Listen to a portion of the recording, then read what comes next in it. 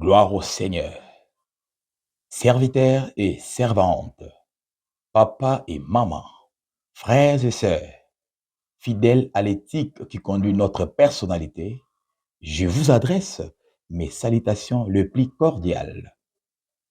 Je nous rappelle que la dernière fois que nous avons partagé le message au sein de la maison de gloire qui est votre cellule, eh bien, nous nous sommes limités à ces messages de l'énoncé de la vision stratégique.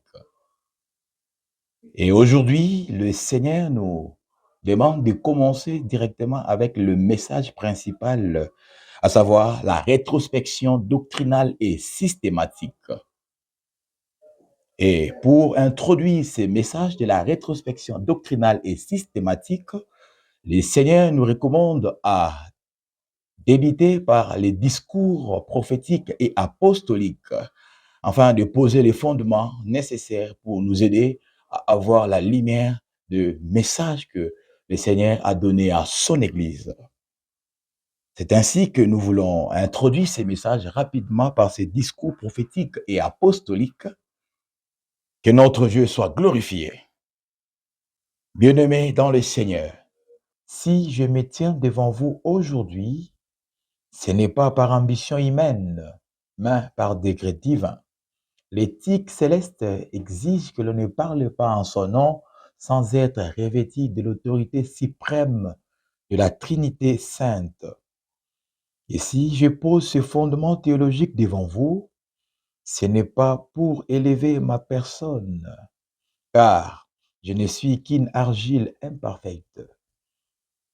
C'est pour que vous sachiez que le discours qui va suivre n'est pas une opinion humaine, mais un degré de l'autel de Dieu pour le vie de quiconque croit.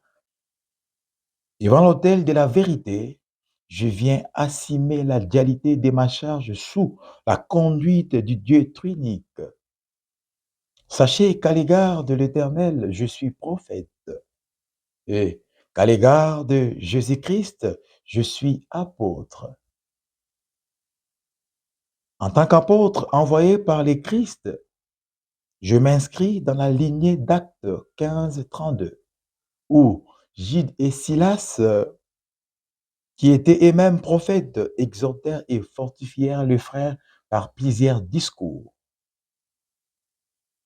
Mais pour fortifier le frère au milieu des tempêtes et des réclamations de l'ennemi, l'apôtre doit lui-même porter dans son corps les marques du combat et de la délivrance du Christ. C'est ici que mon apostolat s'enracine dans les mystères sanglants de Luc chapitre 22, versets 31 et 32. Le Christ m'a rappelé que Satan nous réclame pour nous cribler comme le froment. Cette déclaration, je ne l'ai pas seulement lue dans les Écritures, je le vécis dans ma propre chair.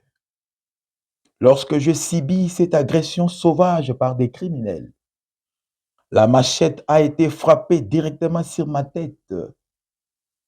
Ces coups violents ne visaient pas seulement à m'ôter la vie physique, c'était une tentative de l'enfer pour détruire ma personnalité, briser les sièges de mon intellect et faire taire à jamais la voix de mon ministère. Mais là où la machette des criminels a frappé ma tête, l'onction de Jésus-Christ a fait bouclier. La lame a échoué là où la prière du Christ a triomphé. Jésus a prié pour moi afin que ma foi ne défaille point. C'est parce que j'ai survécu à ces coups mortels que le Christ ressuscité m'a relevé la tête, que je reçois aujourd'hui l'ordre suprême et légitime. Affermis tes frères. C'est ces mandats d'affermissement scellés par ces miracles qui m'autorisent à vous apporter ces discours prophétiques et apostoliques.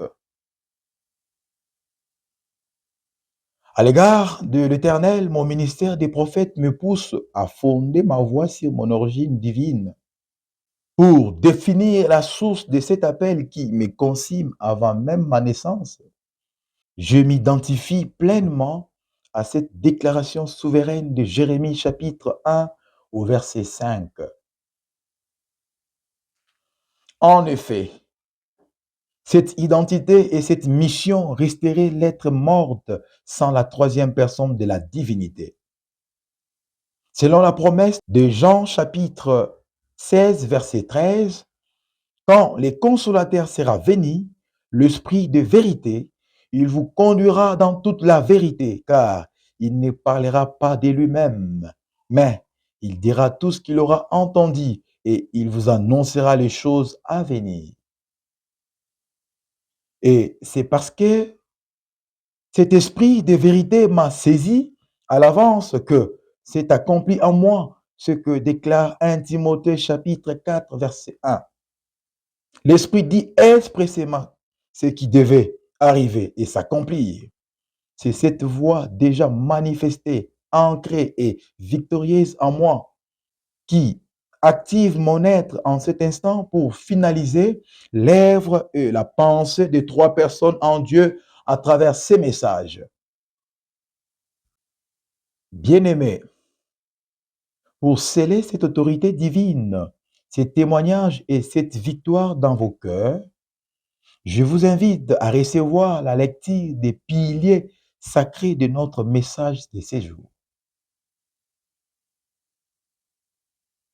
Écoutons d'abord la source de cet appel dans le livre du prophète Jérémie au chapitre 1, le verset 5.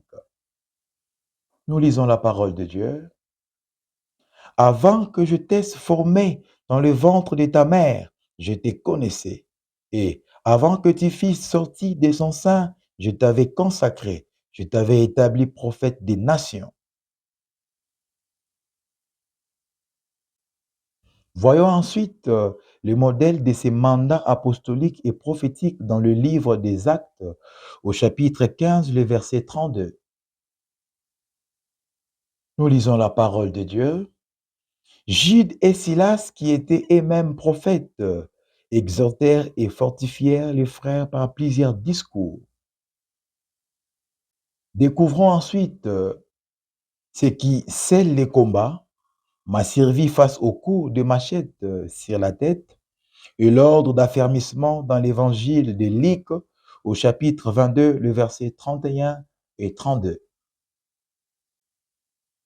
Nous lisons la parole de Dieu. Le Seigneur dit, Simon, Simon, Satan vous a réclamé pour vous cribler comme les froment. Mais je priais pour toi, afin que ta foi ne défaille point. Et toi, quand tu seras converti, affermis tes frères.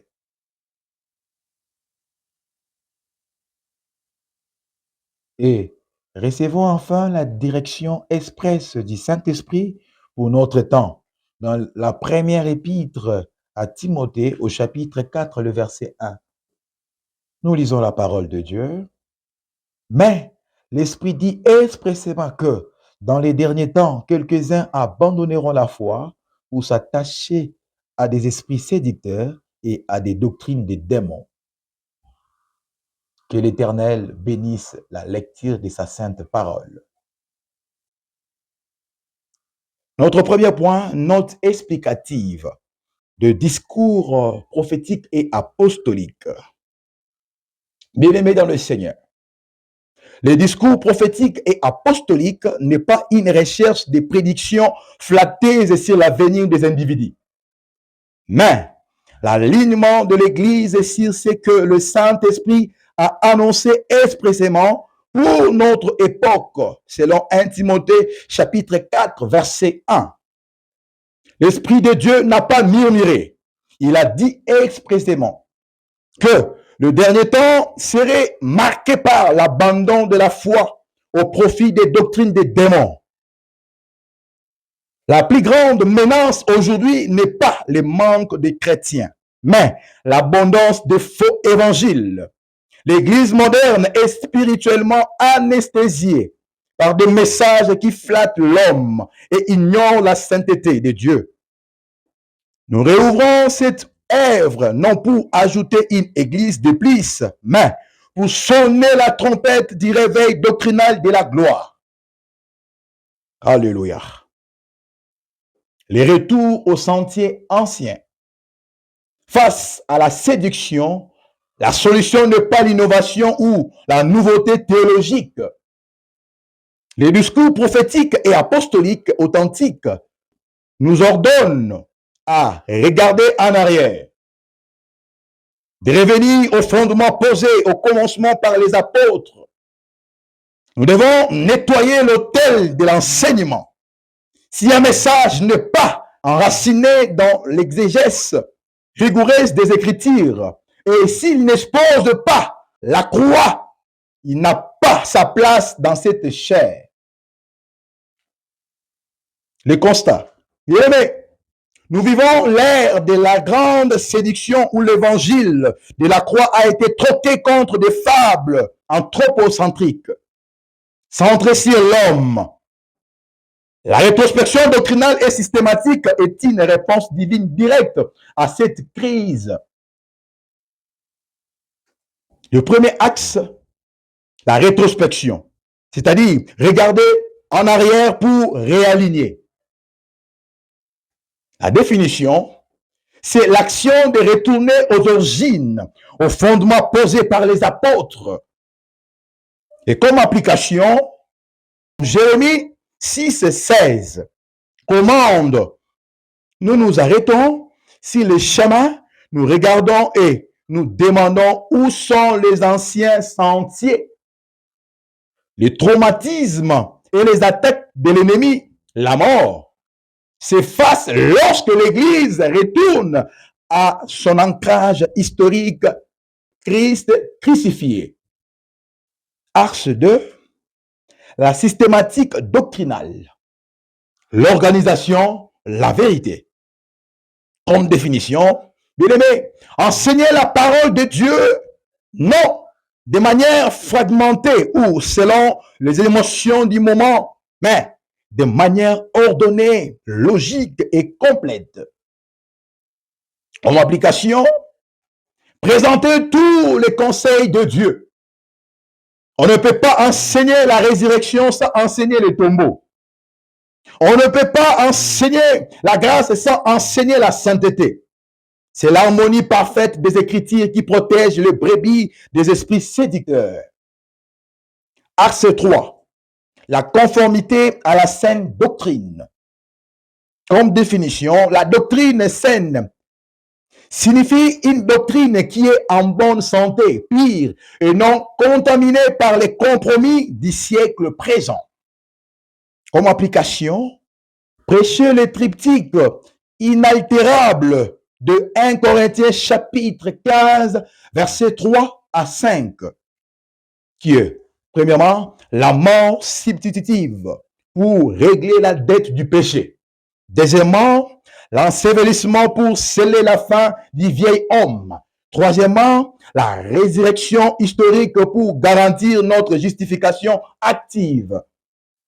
Le deuxième point, la conclusion prophétique et l'impact du message. Bien aimé, l'ennemi a cru fermer cette œuvre par la violence et l'intimidation. L'idée, mais le plan de mort a échoué. En conformité avec 1 Corinthiens chapitre 15, versets 3 à 5, nous proclamons un Christ qui est mort pour nos péchés, qui a été enseveli, mais qui est ressuscité parce qu'il est vivant. Le deuil est déserté. L'ennemi a fui. Le traumatisme est brisé. Nous ne prêchons pas un évangile de survivants, mais un évangile de conquérants et d'hommes ressuscités. Les discours prophétiques et apostoliques déclarent aujourd'hui que cette œuvre réouvre ses portes avec une autorité redoublée. J'invite le peuple, le dirigeant, à rejeter les fardeaux inutiles, les biens éphémères et des satisfactions de l'ego, et à s'engager à ne tolérer aucun autre évangile que celui qui a été récit au commencement. Apocalypse chapitre 3, verset 3. Rappelle-toi donc comment tu as récit et entendu, et garde et réponds-toi. Si tu ne veilles pas, je viendrai comme un voleur, et tu ne sauras pas à quelle heure je viendrai sur toi. Gloire au Seigneur. Que l'Éternel bénisse sa parole.